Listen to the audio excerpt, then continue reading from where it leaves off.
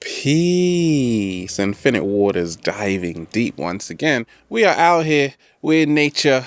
We got lots to talk about. How to handle your awkward anxiety and panic attacks. We ain't even had breakfast yet. Can I get a hello there? Breathing in that good ass prana, baby. So we got a question in from a woman who wrote in. She wrote this. My mind is running the show and I'm losing control.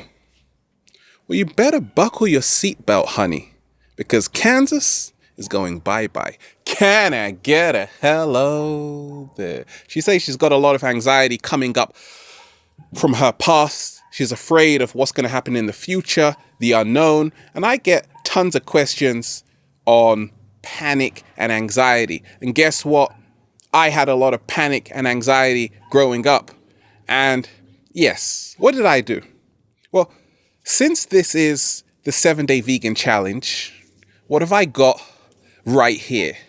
Oh yeah, let's start with food and anxiety, right? Because this, I just plucked this out of my garden. No, I didn't. I just bought it in a shop. Never mind. Right, watercress, 100%, the most nutrient-dense vegetable in the world. Now, the reason why I'm going to share with you, right? When I was having a lot of panic attacks, a lot of anxiety, I was just drinking a lot of Coke, right? I was eating a lot of spare ribs, right? And a lot of Cheetos. And I was really anxious. And then I met this, my little friend, right? The cat down the road introduced me to watercress. And this is full of magnesium, right? Which is the ultimate natural chill pill you need. So you got to start looking at your diet and how nervous or not nervous you are, right? How anxious or not anxious you are, right? So watercress, leafy greens, Swiss chard, kale. You want to look at the dark chocolate, the tryptophan, gonna increase the serotonin, make you feel better. But what else, right? You got to look at the omega-3s from the chia seeds, right? You got to start looking at the chamomile tea. You got to start looking at the turmeric, right? The curcuminoids, right? The antioxidants, which are going to help relax your muscles, right? So let's start with a food there, right? Because if you are drinking a lot of caffeine, well, that's why you're anxious. Can I get a hello there? It's that simple, right? I'm going to share with you a little story about right? The deep diver. Growing up, my mom would always have lots of guests around the house. And sometimes I would have to entertain them while she was in the kitchen, right? What would happen? I would go into a room full of people I've never even seen before. And then I'm going to have to act like I know them, like we're best friends, right? And I'm not really a small talker. I'm a deep diver. So what would happen?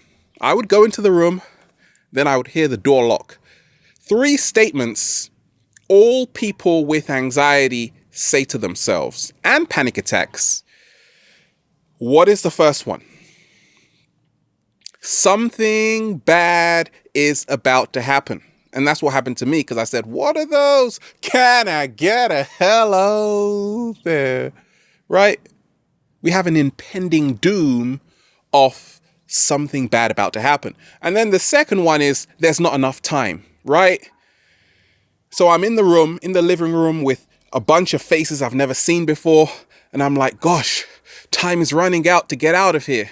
And the third one is there's no way out. And I heard the door lock behind me and I'm like, why'd you do that, Mom? Can I get a hello there? There's no way out, right? But actually, let's review those 3 statements everybody with anxiety, high amounts of anxiety and panic attacks have. So something bad is about to happen. Well, show me the proof right now. What is happening? Nothing.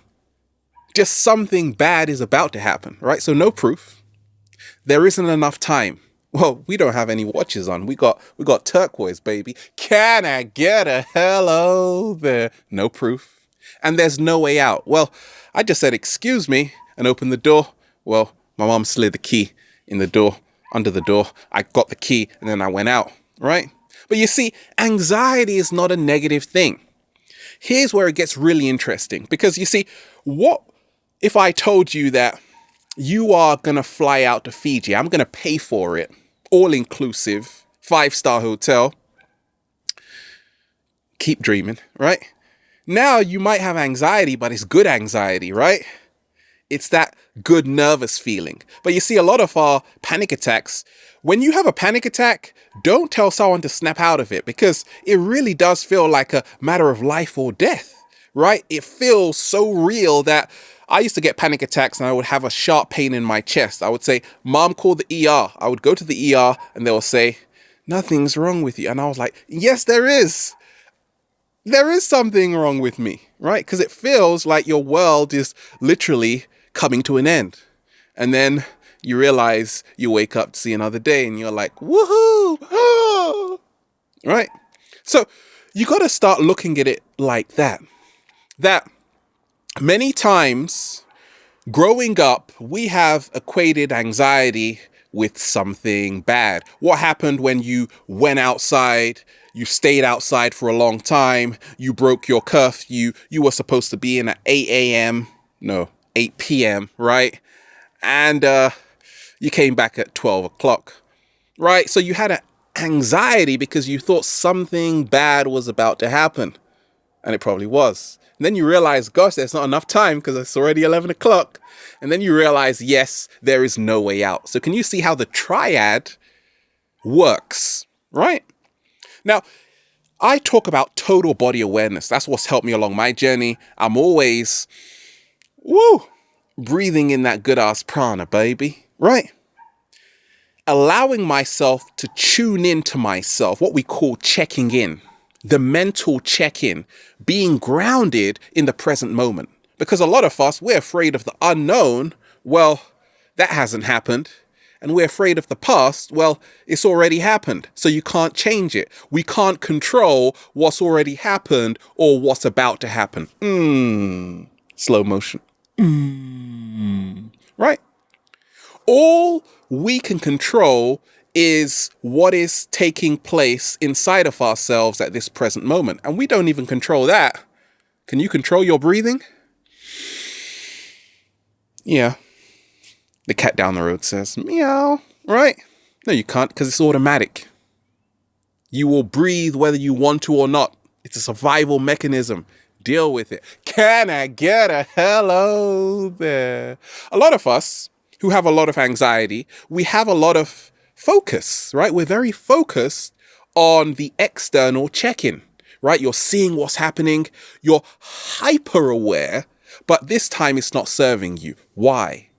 Because now you start analyzing everything.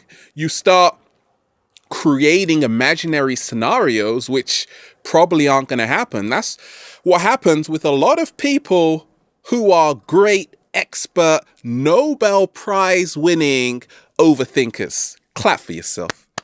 Can I get a hello there? The secret to stop overthinking is to let go of who you think you are. So when I had a lot of anxiety, I was very conscious, okay?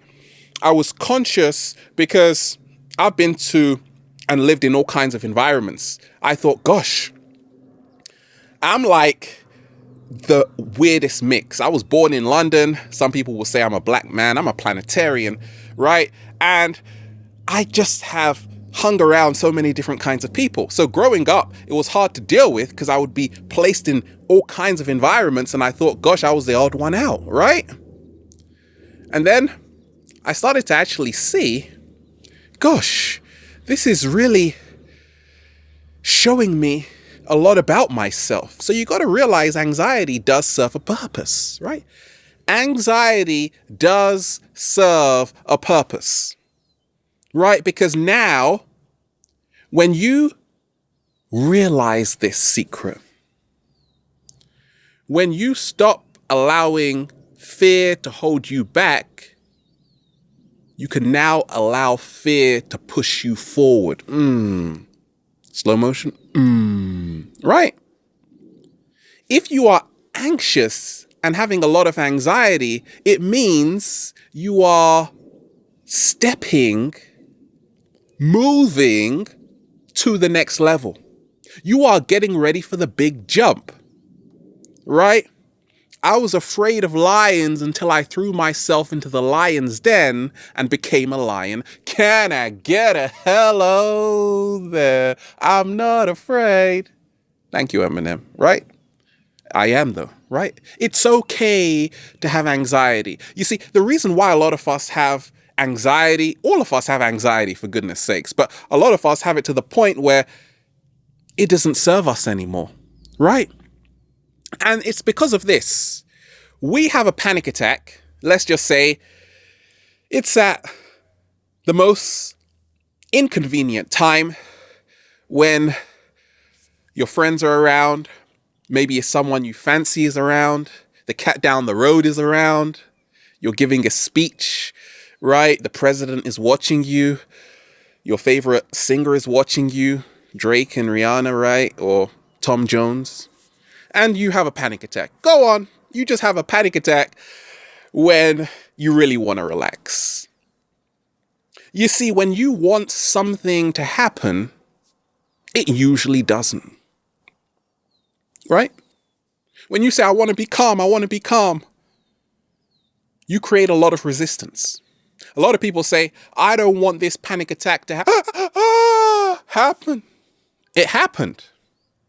Right? So you got to start releasing those thoughts which say, this is bad. Allow it to come. Have a very laissez-faire approach. And that's what helped me along my journey. I said, look, if I'm going to get a panic attack, at least I'm going to go down swinging. Can I get a hello there? You got to learn how to exaggerate your panic attacks. And that's what really helped me. Because a lot of us, we're really anxious. We've got a lot of panic because we are taking ourselves way too seriously. The secret to stop overthinking is to let go of who you think you are. But no, you don't want to do that. Forget about that. You've got this whole identity you've constructed, which now you have to maintain. That's why a lot of people, celebrities we look up to, pop stars, models, you yourself, I myself, right? A lot of people with anxiety generally, right? It's because we have a lot to lose, right? Ever been around someone with lots of money? Hang around the cat down the road, right? Right? A lot of people get anxious when they have a lot to lose. But what happens if you've got nothing to lose? When you can be vulnerable, right? When you're not afraid of spilling the beans. Tell me a secret, Ralph. I'm left-handed. Can I get a hello there? No anxiety there. No anxiety because I write with my left hand. I'm not trying to say I write with my right hand, right? So when you start not feeling guilty about who you are, the panic resides and the anxiety resides. But when you can start, this is a great technique to start going through the panic attack, right? Before it happens, right? Prepare yourself before it happens. And a lot of the times I used to do this in front of the mirror, like pretend I was getting a panic attack. Like, what would I do? Like, right? And it's kind of fun because it feels great, right? And then when it actually happens, you'll be going into the panic attack like, oh my gosh, your heart is beating really fast. And then you think of when you're pretending to have a panic attack and you're like, you just burst out laughing, right? And everyone's watching you like, what the hell just happened? Nobody knows. Harvard, right? Harvard did a study about how yoga helps with anxiety, right? And also the University of Utah. So many studies have shown how yoga helps with anxiety. Because I talk about total body awareness. And that's why if you're talking about panic and anxiety, I always ask people, where is your panic and anxiety? Well, they say it's up here. I say, no, it's not. They say, yes, it is. I say, no, it's not. They say, yes, it is. I say, no, it's not. The cat down the road said, no, right? So, hey, what happens when we forget to realize our anxiety is all over our body? That's why you got to become aware of your body. You got to check into your body. How relaxed or tense are my muscles right now? Right? I have what I call the moment of anxiety. MOA. Not MIA. No, we ain't going to Miami. Not today. Probably go on the weekend. Right? Okay? MOA. Moment of anxiety. You need to locate your moment of anxiety. A lot of people are anxious and have a panic attack at the same place every single day. For me, it was being in large crowds of faces, which I was like, who the hell are you? Can I get a hello there? I've learned to deal with it, right? When you locate the moment of anxiety, and oftentimes it's the same place, it's the same situation, the same circumstance. Now, here's the real secret. You've got to ask yourself, what are you doing in the moments you aren't having panic attacks or anxiety? Well, Ralph, I'm just lying on the beach. Can I get a hello there? Well, do that. Can I get a hello there? Right? Can you hear that dog barking right there? Animals are wonderful teachers to learn from how to deal with anxiety. They don't hold in their emotions. If they want to bark, they're going to bark. If the cat is going to meow, it's going to do that. But a lot of humans, we're hiding away. When we talk of the moment of anxiety, now here's how it works. What you've got to do is, let's just say there is a trigger. Lots of people's trigger could be someone else you've never seen before. All of a sudden you feel anxious. So you got to realize that you don't want to run away from your anxiety. You don't want to run away from your panic attack. You want to feel it 100% until you become immune to it. Slow motion. And once you become immune to it, then you get another anxiety challenge. Maybe it's an even scarier person. You don't want to run away. You want to stay put. And you want to feel all of those uncomfortable feelings and allow yourself to feel them without guilt or shame, without trying to run away, right? And then it's going to feel really, really, really, really, really, really, really, really, really, really, really uncomfortable. But afterwards, you'll be smiling, right? Or not, probably throwing up. Anyway, the longer you can sit with your anxiety and not be in resistance to your anxiety as saying things like, oh, this is negative, when in fact it is just highlighting an unresolved issue within yourself, that is the moment, my friend, that you free yourself of having an awkward panic attack when you're just about to meet someone you really love, right? They wouldn't even judge you anyway. Don't worry about it. So look for the triggers, look for what triggers you, and then see what you are doing when you are not anxious. Do more of that, and then sit with the anxiety. Anxiety, panic attacks aren't negative. In fact, they are the greatest gifts in disguise for helping you become your greatest version.